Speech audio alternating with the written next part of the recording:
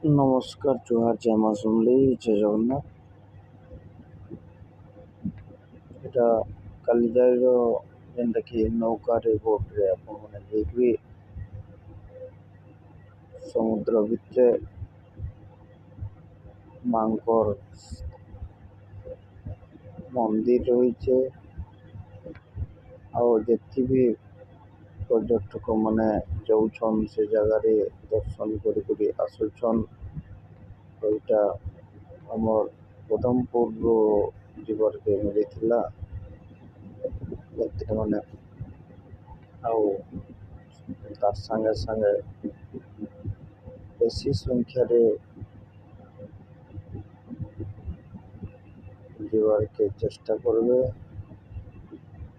ଆଉ ନୌକା ଉପରେ ବସିଲେ ଡଙ୍ଗା ଉପରେ ବସିଲେ ଯେନ୍ ହଲଚଲ ଲାଗ୍ସି, ନିଚେ ଗଲେ ଡର ଲାଗ୍ସି। ଆଉ ଏଇଟା ତାର ଗୋଟେ ଅଦ୍ଭୁତ ଚମତ୍କାର ଏବଂ ଶକ୍ତି ରହିଛି।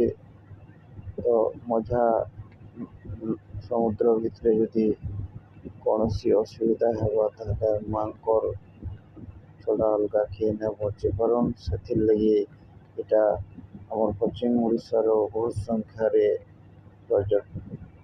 ପର୍ଯ୍ୟଟକମାନେ ଆସିକରି ଦର୍ଶନ କରିକରି ଏଇଟା ଯିବାର୍କେ ଚାହିଁଥିଲେ। ଜୁହାର ଜୟ ମା ସମଲେଇ ଜୟ ଜଗନ୍ନାଥ।